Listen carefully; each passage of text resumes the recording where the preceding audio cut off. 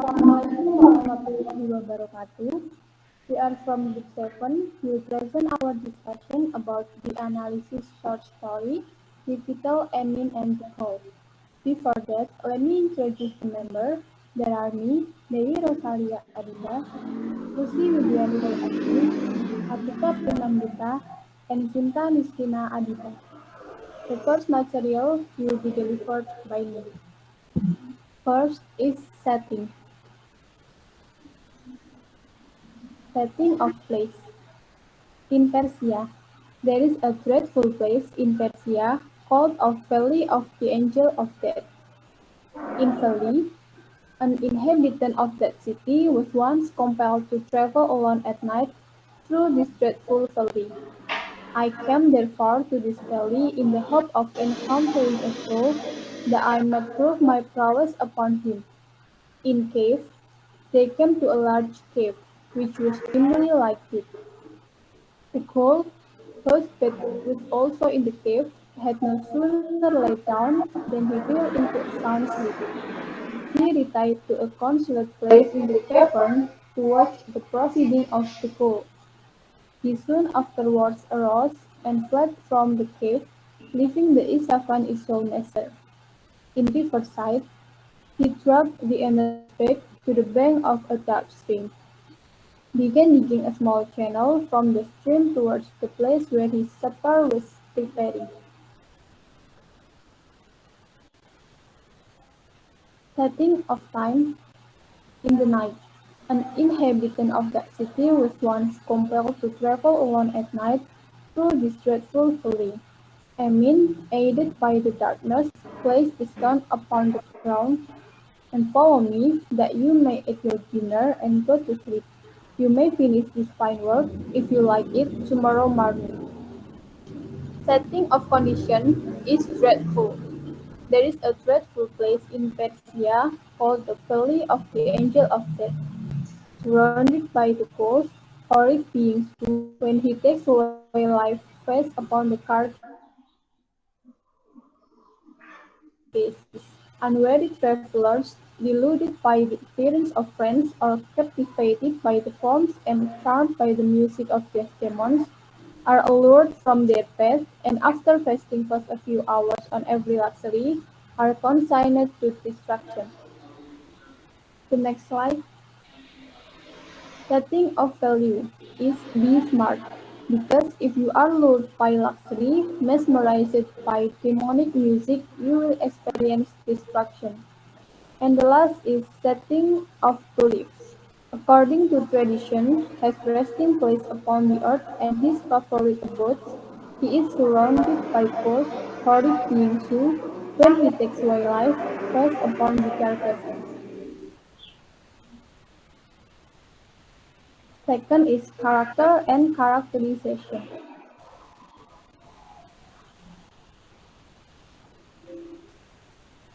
Main character is Ameen Beg. Type of character is static. The character remains basically the same throughout the entire story. Ameen Beg is man. This man, whose name was Ameen Beg. The main character is also smart. He was a man of ready wit and fond of adventures, and thought no lion had confidence in his cunning, which had brought him through 100 scrapes and perils that would have embarrassed or destroyed your simple man of valor. He prepared accordingly by putting an edge and lump of salt in his pocket. Under such circumstances, he thought his best plan was to conciliate the friendship of his new companion till he found an opportunity of destroying him.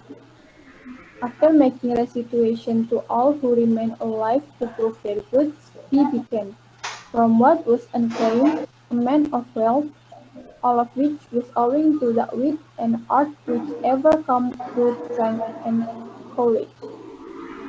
Here's the commencement of a work in which the mind of a man is employed to lessen the labor of his body.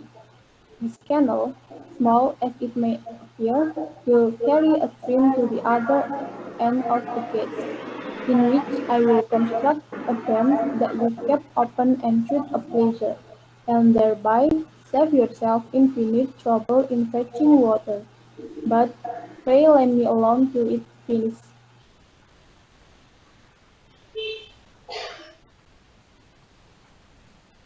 Ameen is also dodgy.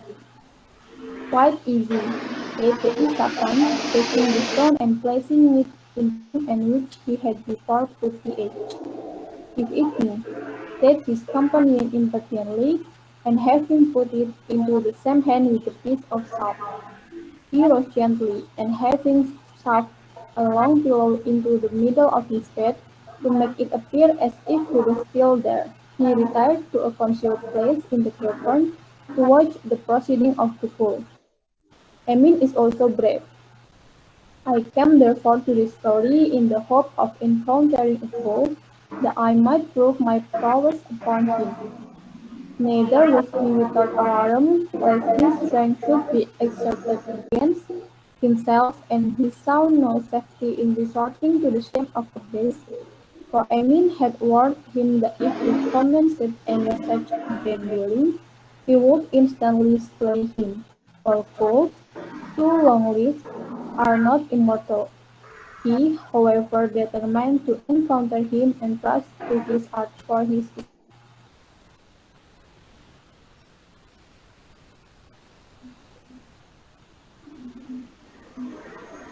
Another character in the story is the Ghoul. Type of character is that the character remains basically the same throughout the entire story. The Ghoul is dreadful, surrounded by cold, horrid beings who, when he takes away life, press upon the carcasses. The natural shape of this monster is terrible. The Ghoul declared that the ear of his guest should be pained by no expression to which it didn't befit his dignity to listen. So he took up one of his sticks, which was in size like the trunk of a tree, and struck a terrible blow at what he supposed to be Amin's head. He smiled not to hear a groan, thinking he had deprived him of life. But to make good of his word, he repeated the blow 7 times. The ghost is also loyal. He swore by the head of his liege lord, the angel of death, he would faithfully respect the rights of hospitality and friendship. The next slide. The ghoul is also a liar. Unwary travelers, deluded by the appearance of friends, captivated by the forms and charmed by the music of demons, are allured from their path, and after feasting for a few hours on every luxury, are consigned to destruction. You are not my friend Karim, you are a lying demon, but you are just the being I deserve to meet. All kinds of merchandise plundered from the travelers who had been deluded to this end. The ghost is also stupid. These creatures are the very laws of the supernatural world, and besides being him, are extremely stupid, and consequently often imposed upon by actual men, but the crow, looking at it, confessed he had neither knowledge to discover its qualities nor strength to break it. And the crow is also easy to cheat. And the astonished crow, while he heard what he took for the breaking of the stone, saw the liquid run from between Amin's finger, and this apparently without human trouble. So he took up one of his walking sticks, which was in size like the trunk of a tree, and struck a terrible blow at what he supposed to be Amin's head. He smiled not to her a groan, thinking he had deprived him of life. Put it into the same hand with the place of salt, he instantly gave the latter all crushed to the cow, who, seeing it reduced to powder, tasted it and remained in stupid astonishment at the skill and strength of this wonderful man. And other characters in the story is Fox and the native Asisapan. Fox. The character is cunning. Ameen's knowledge of the cunning animal instantly led him to suspect that it had undeceived his enemy. And the character of native of Isfahan is crafty and acute. The native of Isfahan thought Norgrave are the most crafty and acute people upon earth, and often supply the want of courage to their archers. And the next material will be delivered by Lusy Widya. Time is yours.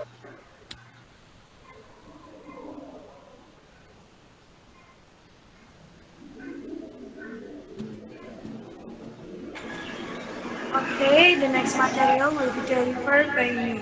The next material is point of view. Next slide. Okay.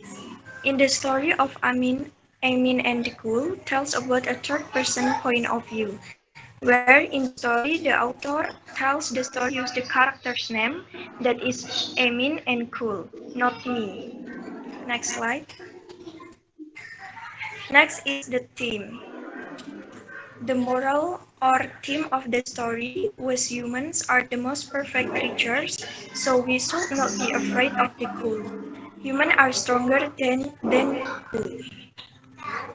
Next plot.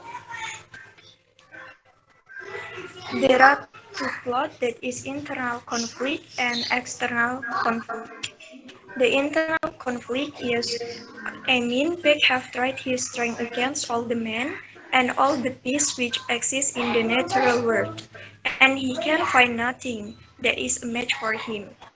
He came therefore to the valley in the hope of encountering a goat, that he might prove his prowess upon him. External conflict. The external conflict is the Ghoul took up one of his walking sticks, which was in the size like the trunk of a tree, and, and struck a terrible blow at what he supposed to be Amin's head.